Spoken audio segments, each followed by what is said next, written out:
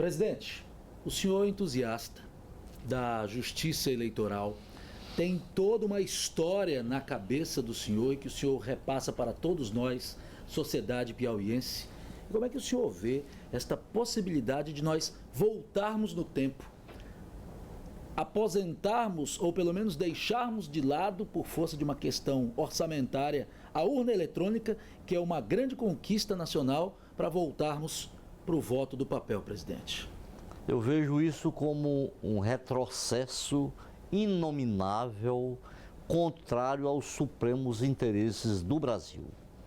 A Justiça Eleitoral, que foi criada pelo Código de 1932, e que presidiu as eleições de 1933 e que funcionou com alguns problemas até 1986, através da Lei 7.444, na gestão do então presidente do Superior Tribunal Eleitoral, ministro Nery da Silveira, implantou o recadastramento eleitoral de todo o eleitorado do Brasil.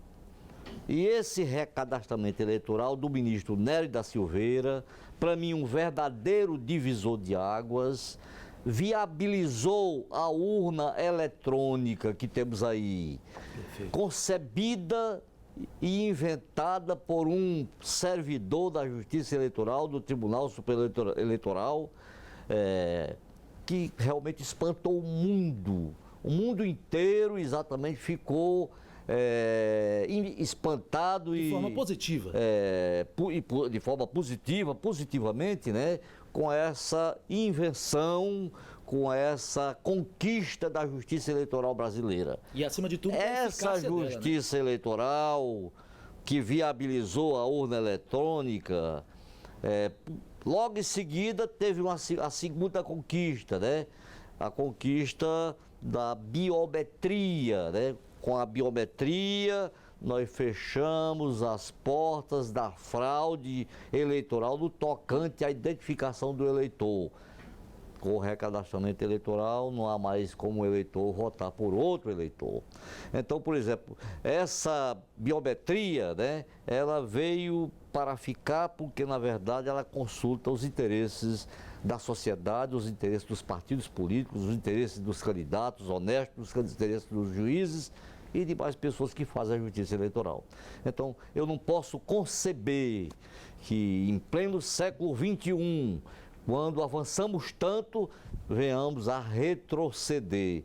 Isso é um absurdo, isso é um verdadeiro absurdo. E eu tenho a impressão de que não há uma pessoa sensata que não chegue a essa conclusão. Por isso eu não acredito, eu não posso admitir, não posso acreditar que em 2016 voltemos a realmente realizar a eleição por aquele sistema antigo do voto contado, em que a gente passava 10 dias para apurar uma eleição. Hoje nós damos o resultado das eleições, após exatamente receber a última urna, nós damos em questão de 40, 50 minutos. Agora, isso está na mão do Congresso. O Congresso que tem que decidir uma questão orçamentária para o governo federal para que possa ser transferido para o Tribunal Superior Eleitoral. Se isso não vier a acontecer, o tribunal diz que não tem condições de manter as urnas eletrônicas.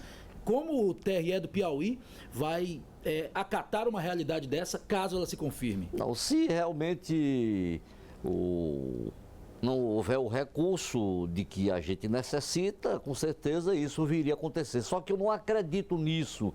Eu acredito mais na sensibilidade política dos congressistas, daqueles que querem exatamente eleições limpas, que querem voto livre e consciente, que querem a melhoria da representatividade política, né? Então nós estamos caminhando nessa direção e, aliás, nós estamos dando um passo à frente. O Tribunal Eleitoral do Piauí, com a ação Justiça Eleitoral e Cidadania, não está exatamente contente com o cumprimento de sua rotina burocrática. Nós queremos muito mais, nós queremos educar o eleitor, queremos que o eleitor tenha um elevado nível de consciência crítica e de educação política, porque só assim nós vamos ter o bom administrador e o bom legislador. Só com o eleitor consciente, só com o eleitor que tenha ideia da importância do ato de votar, desse ato cívico de escolher o seu representante no Congresso, nas câmaras municipais, nas assembleias legislativas e como administrador, é que exatamente nós podemos ter um país diferente, ou seja, o país dos nossos sonhos, o país com o qual sonham os nossos filhos, os nossos concidadãos. Antes dessa informação do TSE, desta possibilidade de retrocesso, houve uma informação anterior que também deixou o senhor bem indignado. A possibilidade de redução de sessões eleitorais em todo o Brasil e aqui no Piauí, especialmente aquelas sessões das cidades pequenas, mais zonas eleitorais, perdão. E aí é uma questão que também podemos caracterizar como um retrocesso, porque na medida que o senhor, junto com o TRE, faz um trabalho de expansão, de levar a zona eleitoral, a urna eleitoral para o local mais distante do estado do Piauí, há uma possibilidade de haver esse retrocesso, do eleitor sair lá do seu interiorzinho pequeno para percorrer léguas para votar num grande centro. Isso também seria um retrocesso, caso venha acontecer. Em verdade, nós não concordamos com esta orientação. Pois não. Nós recebemos recomendação do TSE e fizemos um estudo através de uma comissão legalmente constituída, uma comissão constituída de pessoas sensíveis, que apresentou um trabalho e nesse trabalho mostrou que efetivamente, embora o número fosse maior, teríamos que extinguir 11 zonas eleitorais. Apesar dessa posição da comissão, eu entendi que seria interessante que realizássemos uma audiência pública com os partidos políticos, com as lideranças comunitárias, com os juízes, com os promotores, com os procuradores, enfim, com a sociedade civil organizada, com as forças vivas e autorizadas dessas zonas eleitorais e de outros municípios, né, para que encontrássemos uma outra solução. E essa audiência pública realmente nos trouxe valiosas informações, valiosas opiniões, importantes sugestões, que nós estamos exatamente buscando consolidá-las em um documento a ser levado ao pleno do TRE, a fim de que encaminhemos ao TSE, sugerindo a manutenção, inclusive, da menor zona eleitoral dessas zonas a que acabo de me referir. Nós entendemos que, acima desse critério quantitativo, né, para redução de gastos, né, nós temos algo muito mais importante, que é exatamente o exercício pleno da cidadania. Nós verificamos que há em determinadas dessas zonas, né, nós temos exatamente 6 mil eleitores, né, e entre 6 mil eleitores nós temos quase 2 mil pessoas com deficiência visual.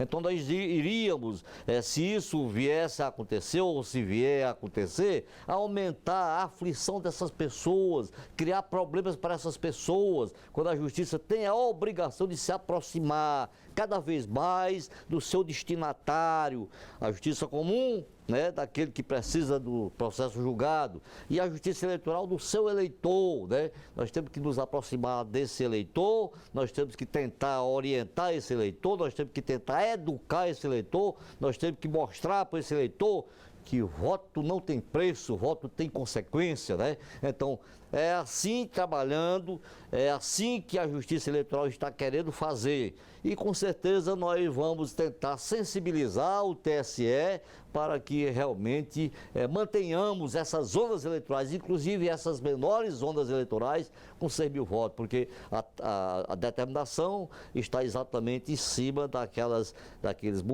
zonas que não tem pelo menos 10 mil eleitores, 10 mil eleitores. Então, alguns estados da federação, alguns tribunais eleitorais de outros estados da federação, né, se apoiaram apenas no critério quantitativo e extinguiram a zona. Nós estamos tentando, como disse, sensibilizar o TSE, o ministro Toffoli, os demais integrantes do Tribunal Regional Superior Eleitoral, né, para exatamente mostrar que Nós vivemos num momento em que o exercício pleno da cidadania é palavra de ordem. E como palavra de ordem, ela tem que prevalecer. Então, justiça é aquela que está próxima do cidadão, buscando ouvi-lo, escutá-lo, para exatamente poder decidir de forma correta. É preciso que nós nos dirijamos ao cidadão para ouvir os seus clamores e as suas angústias, né? E uma justiça distante é uma justiça que efetivamente não consulta os interesses supremos de todos nós. Presidente, muito obrigado, parabéns pelo entusiasmo e pela forma que o senhor conduz o Tribunal Regional Eleitoral do Estado do Piauí. Eu agradeço aí pela oportunidade de me dirigir aos ouvintes, aos telespectadores da TV Meu Norte, uma TV que efetivamente vem se impondo ao respeito da comunidade pelo que faz e pelo que é, né? E aqui nós só temos a agradecer por essa oportunidade. Obrigado, presidente. Muito obrigado. Um abração, tá?